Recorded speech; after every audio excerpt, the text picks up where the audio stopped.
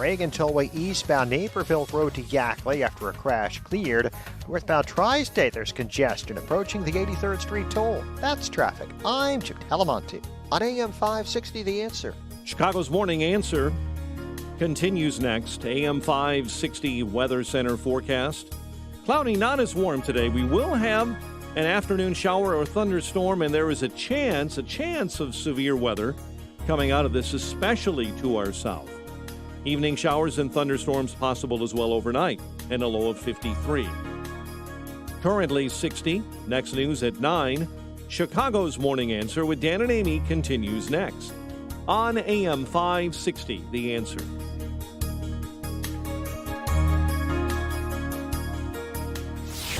From the Matrix Home Solutions studios, this is Chicago's Morning Answer on AM 560, The Answer.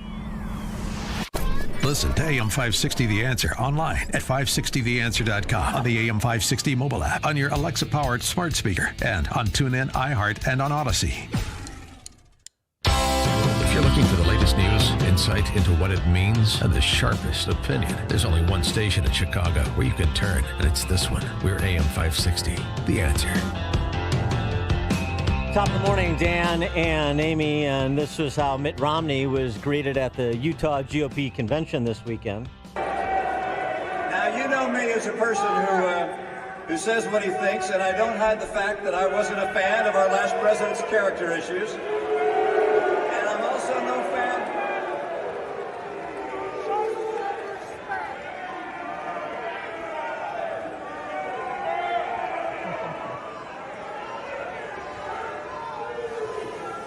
Aren't you embarrassed? Aren't you embarrassed? And I'm also no fan of the president's. Aren't you embarrassed? And then one of his buddies came up and said, he told people basically to behave. We were treated to Mitt Romney attempting to come out.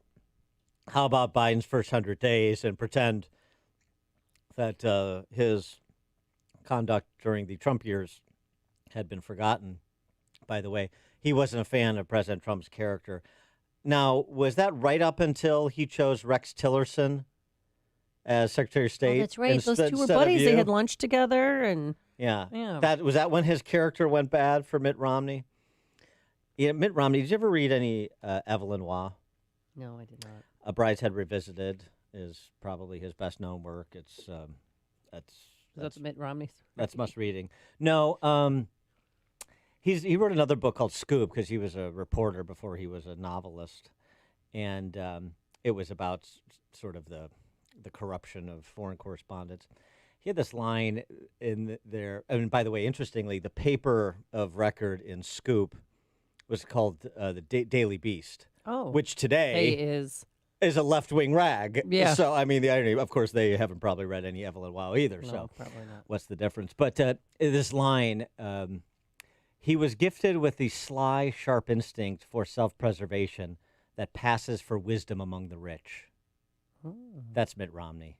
The sly, sharp instinct for self-preservation that passes for wisdom among, you could go beyond rich, the elite. And that's the same thing that most of the D.C. press corps, if not all of it, possesses as well. I love the dichotomy between Romney and those that he coddles up to in D.C., and then he goes back to Utah, and he gets raked over the coals a little bit. I hope that translates into him being a one-term senator. Well, he's up for re-election in 2025, so. Yeah, and he is also 75, but he's in good shape, and we'll see. I want him to stay healthy, as long as he can, because I want to see him defeated. I want to see him run for re-election at 78, or 79, and I want to see him defeated. For more on this, we're pleased to be joined by Sohrab Ahmari. He's the op-ed editor of the New York Post, author of The Unbroken Thread, Discovering the Wisdom of Tradition in an Age of Chaos. Sohrab, thanks for joining us again. Appreciate it. Thanks for having me. How about that Romney treatment? Is that a case of, sore loser Trump voters not behaving as they should to provide the unity the Republican Party so needs in advance of next cycle? Oh, sure. But since you mentioned Evelyn Waugh and Scoop, I have to mention my favorite bit of that book, which is the fact that once all the foreign correspondents descend on this small African country, which is the kind of setting of most of the story, the official there, the revolutionary official, will say, sorry, we don't have any official credentials to hand out anymore, so we're using the same cards we use for our prostitutes. Yes. Yeah. Yeah, although that's an insult to the prostitutes. Yeah, right. Yeah, I mean, look, Mitt Romney represents a conservative consensus that most of the GOP base is decisively rejected in 2016, and then in some ways even more overwhelmingly rejected it in 2020, and so there's no going back to a Republican Party of championing, low tax rates for corporations and, useless foreign wars that doesn't pay attention to the concerns of the working class. But, people like Romney and people behind Romney are not going to give up that easily, and they want to wrest the GOP back for that elite. And so I think the next 4 years will be interesting because I think the people who were energized by President Trump are not going away. They're not going to be silenced, and they're going to be a force to be reckoned with. And I don't think these people will be able to pretend like they can, turn the clock back as far as conservative politics go back to whatever 2012 or whatever halcyon days they seem to remember when we lost a lot and the country just suffered as a result of the working class. So conditions got worse and worse. Yeah. Romney, he a couple months back, he referred to himself as representing the tiny wing of the party. And I know that was intended to be self-effacing, but it actually turns out to be true. I mean, there's no Romney-like candidate that is a threat to the nomination in 2024. So the question is, what kind of guy does McCarthy become as Speaker if he's successful in 22? And do you have any concerns about the Ron DeSantis's, the Tim Scotts, the Josh Hawley's, the Ted Cruz's of the world being co-opted at all by the Chamber of Commerce crowd? I guess we'll have to see, but all those names that you listed, and I don't want to pick a horse yet because all those guys. All those guys excite me a lot more than what Romney represents. I have my favorites right now, but I won't mention them because we're so early up. But no, I mean that's something that the voters who support each of those figures, whether it's Senator Hawley or Governor DeSantis, two of the names that especially stand out to me as exciting names. Every kind of conservative activist has to be alert, and we got to watch what they do. But so far, I mean, Governor DeSantis isn't really politicking in Washington. He's just running a state just with extreme competence, and every dirty trick that they throw at him, the media throw at him, ends up kind of backfiring, and the blue check media end up with eggs on their faces. And Senator Hawley has been stalwart on issues like big tech, cultural issues. Pro-family policy, pro-worker policy, questioning some aspects of free trade. So, so far, I mean, the names that you listed, I don't see those guys seemingly buckling to that kind of co-optation. In a book review that you provided over at firstthings.com recently on a book by Alex McGillis about Amazon, basically, Fulfillment, Winning and Losing in One-Click America, you wrote this, and I wanted to have you develop it a bit. The widening divide between core and periphery makes these parts of the country incomprehensible to one another.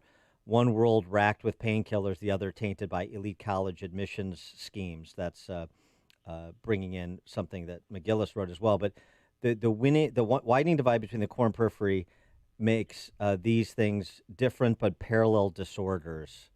So what is the sort of common cultural malady then, if the world racked with painkillers and the other one tainted by the varsity blues scandal are two sorts of the same sort of disorder?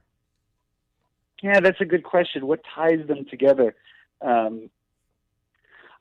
mean, what I was thinking of is an elite that's utterly indifferent to the conditions in which the people who toil in order to provide them with same day or next day Amazon delivery of whatever obscure books they like or what have you, just utterly indifferent to their conditions. And then you see with people in Amazon workers, which McGillis profiles, the nature of the work, the fact that Amazon doesn't provide any regularity in their schedule, the lack of safety. There's a lot of issues in these Amazon warehouses, and leaves them precarious and having to sort of cope and medicate with opioids or other drugs. But at the root of both of them, frankly, I mean, I'll be honest, America just isn't working. Something is wrong, and we need to. The mantra I've picked up is to just say, look around you, because there's a certain kind of conservative that's like, well, look on paper, look at growth, or look at this and that. I'm like, okay, fine, but look around.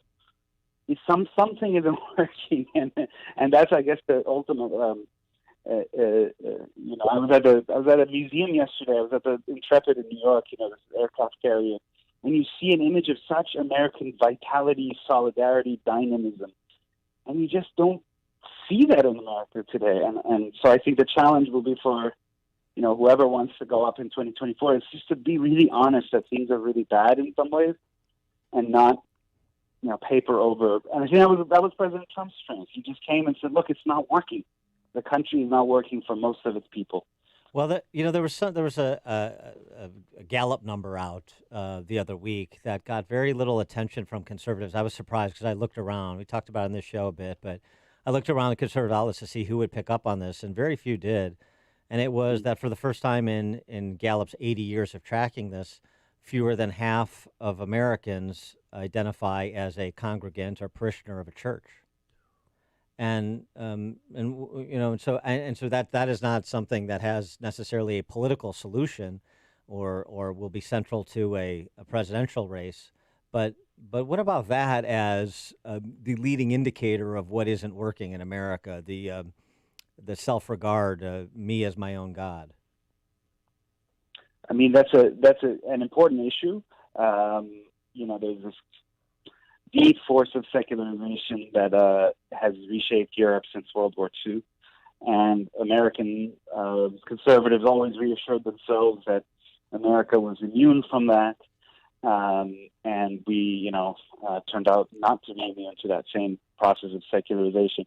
I do think that I'm careful not to say that there are political aspects to that. So, for example, the shape of our culture makes it very hard for people to sustain religious observance, especially on the downscale level. In other words, as downscale workers are especially likely to be unchurched. The elite continue to kind of get married, to have stable families, and to be churched, but they've created both a culture and an economic system that makes it harder and harder for people lower down the economic ladder to do those same things. In other words, in order for you to uphold the traditional virtues, the traditional American virtues, you have to struggle a lot. And there's a temptation on the part of some conservatives, which I would gently say, we got to change the culture. And it's like, well, but that has economic and political components. If if the nature of my job is such that I never get a Sabbath day off, a Sunday, I'm not going to be able to, if I'm working two jobs, I'm not going to be able to drag my kids to church.